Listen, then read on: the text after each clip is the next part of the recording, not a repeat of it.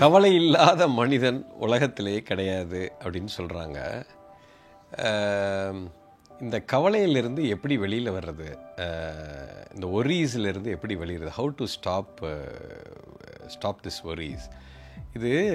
இது குறிப்பாக பார்த்தீங்கன்னா இந்த வெஸ்டர்ன் கண்ட்ரியில், அமெரிக்காவில் பார்த்தீங்கன்னா நிறைய பேர் இந்த வார்த்தையை பயன்படுத்துவாங்க. சும்மா பேசிகிட்டு இருக்கும்போது, அப்பா நீ வந்துடுறியா, வந்துடுறேன், don't worry, I'll come, don't worry அப்படிம்பாங்க. இங்கேயுமே நம்ம பயன்படுத்துவோம்.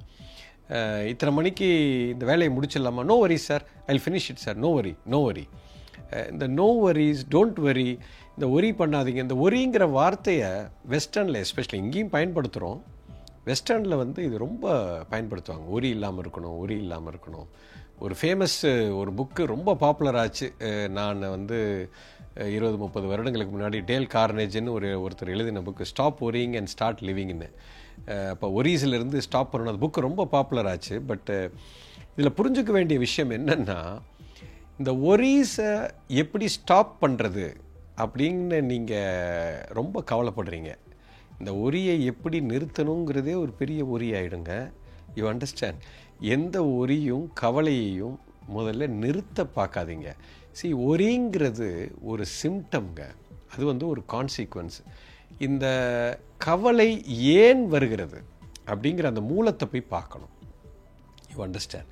இந்த கவலைக்கான காரணம் என்ன, எனக்கு ஒரீஸ்க்கான காரணம் என்ன அப்படிங்கிறத மூலத்தை போய் பார்த்தால் உங்களுக்கு புரிந்துவிடும். மூலத்தை தூக்கணும். கான்சிக்வன்ஸை ஏன் போய் ஸ்டாப் பண்ணணும்னு பார்க்குறீங்க? அதுவே ஒரு பைத்தியக்காரத்தனம், ஒரு கோமாளித்தனம். அதாவது இந்த ஒரிங்கிறது ஒன்று தாங்க. ஒன்று நடந்து முடிஞ்ச விஷயத்தை பற்றின ஒரு கவலை, ஒரு ஒரீஸ் இருக்கும். நல்லா புரிஞ்சுக்கோங்க, இது ஒரு புரிதல். நடந்து முடிஞ்சு போன விஷயத்தை நீங்கள் ஒன்றுமே பண்ணவே முடியாது அப்படிங்கிற புரிதல் வரல அப்படின்னு சொன்னால் உங்களுக்கு ஒரி வரும். அப்போ நடந்து முடிஞ்சு போன விஷயத்தை என்னால் ஒன்றும் பண்ண முடியாது அப்படின்னு எனக்கு தெரிஞ்சிருச்சு அப்படின்னு அந்த விஷயத்தை எனக்கு புரிஞ்சிருச்சு அப்படின்னா எனக்கு ஒரி இருக்காது. ஒன்றும் ஒரி இருக்கும், இல்லை ஒரி இருக்காது. அது ஏன் இருக்குது அப்படிங்கிற ஒரு விழிப்புணர்வை நான் எப்போ கொண்டு வர்றேனோ அப்போ எனக்கு ஒரி இருக்காது. ஸோ இங்கே விழிப்புணர்வு தான் தேவை. You need to watch it, don't try to stop it. அதை நிறுத்த பார்க்காதீங்க, அதை புரிந்து கொள்ளுங்க. ஒன்று பாஸ்ட்டை நினச்சி நீங்கள் கவலைப்படுறீங்க, இதுதான் உங்களுக்கு பெரிய கவலை. ஐயோ இப்படி ஆயிடுச்சு, என்ன பண்ண முடியும், இப்போ ஏதாவது செய்ய முடியுமா? 4 வருடங்களுக்கு முன்னால் நடந்த ஒரு சம்பவத்தை நினச்சி இன்றைக்கி ஒரி பண்ணுறீங்க, இது என்ன பண்ண முடியுங்க? ஒன்றுமே பண்ண முடியாது. ஒரு நிமிஷத்துக்கு முன்னாடி நடந்த விஷயத்தை இப்போ என்னால் மாற்ற முடியாது. ஸோ இயற்கையின் சட்டம் புரியாதனால இந்த கவலை வந்திருக்கிறது. இது ஒரு அறியாமையில் வந்த ஒரு நோய். கவலை என்பது மிகப்பெரிய நோய்ங்க. அந்த நோயை நீங்கள் தீர்க்க வேண்டும் என்று சொன்னால் நோய்க்கான காரணத்தை தீர்க்க வேண்டும். You understand? காரணத்தை புரிந்து கொள்ள வேண்டும். இந்த நோய் வருவதற்கு 2 காரணங்கள். ஒன்று, பழசை நினைத்து நான் கவலைப்படுவது, அல்லது நடக்க போறதை நினைத்து நான் வருத்தப்படுவது, பயப்படுறது, கவலைப்படுவது. நாளைக்கு என்ன ஆகுமோ அப்படிங்கிற கவலை எனக்கு. என் பிள்ளைக்கு கல்யாணம் ஆகுமா, எனக்கு வேலை கிடைக்குமா, நான் பணம் சம்பாதித்து கொண்டிருக்கிற என்னுடைய தொழில் நிரந்தரமாக எனக்கு நிற்குமா,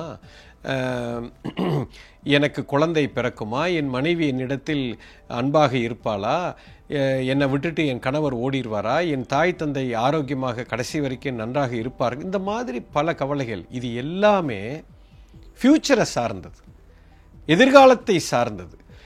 எதிர்காலத்தை பற்றி நினைக்கும் போது மட்டுமே உங்களுக்கு கவலை வரும். எவன் ஒருவன் நிகழ்காலத்தில் விழிப்பாக இருப்பவனுக்கு கவலைங்கிறதே கிடையாது. கவலை இருந்தால் தானே அதை நிறுத்தணும். எப்படி நிறுத்தணுங்கிறத தூக்கி போட்டுட்டு எப்படி இது இல்லாமல் இருக்கணும் அப்படின்னு நீங்கள் கேட்டிங்கன்னா இப்போ நீங்கள் புத்திசாலியாக இருக்கீங்கன்னு அர்த்தம். Don't ask me how to stop ஒரிஸ். கவலையில் எப்படி நிறுத்துறதுன்னு கேட்காதீங்க, கவலை இல்லாமல் எப்படி இருப்பதுன்னு பாருங்கள். அது மூலம் எங்கே இருக்குது அப்படின்னா, ஒன்று பாஸ்ட்டை பற்றி வருத்தம், கவலை, ஃப்யூச்சர் நினச்சி பயம், அதனால் வரக்கூடிய கவலை. இது 2 தான். இப்போ பாஸ்ட் முடிந்து விட்டது, என்னால் ஒன்றும் பண்ண முடியாது. ஃப்யூச்சர் எப்படி இருக்குன்னு எனக்கு தெரியாது, கேரண்டி கிடையாது. யாருக்குமே கேரண்டி கிடையாது. உங்களுக்கு இருக்குங்களா, எனக்கு இருக்குங்களா கேரண்டி? ஒரு குப்பை லைட்டுக்கு கூட ஒரு கேரண்டி இருக்குது, ஒரு டியூப் லைட்டுக்கு ஒரு கேரண்டி இருக்குது. ஒரு ஒரு பொருளுக்கு கேரண்டி, நமக்கு கேரண்டி கிடையாது. அடுத்த கணம் என்ன நடக்கும்னு தெரியாது. அப்போது என்ன நடக்கும்னு தெரியல, என் கட்டுப்பாட்டிலே இல்லையே. கட்டுப்பாட்டில் இல்லாத விஷயத்தை நினைத்து எதுக்கு கவலைப்படுகிறீர்கள்? என்றைக்குமே ஒன்று புரிஞ்சுக்கோங்க, என் கட்டுப்பாட்டில் இருக்கிற விஷயத்தை மட்டும்தான் நான் ஏதாவது செய்ய முடியும். என் கட்டுப்பாட்டில் இல்லாத விஷயத்தை என்னால் ஒன்றுமே செய்ய முடியாது. அதை பற்றி கவலையே படாதீங்க, ஜாலியாக இருங்க. You understand? இந்த புரிதல் உங்களுக்கு வந்துவிட்டால் உங்களுடைய அத்தனை கவலையும் பறந்துவிடும். எப்பொழுது கவலை இல்லாமல் நீங்கள் இருக்கிறீங்களோ, இப்போ உடம்புக்குள்ள ஒரு சந்தோஷம் வரும்.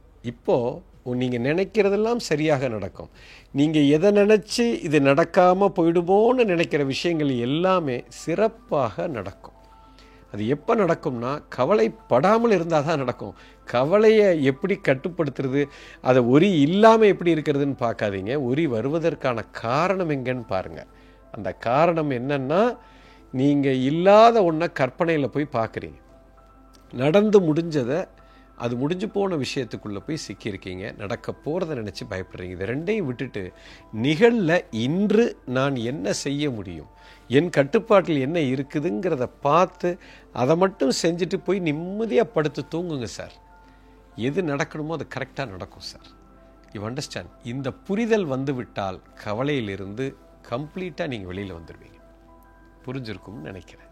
எஸ்.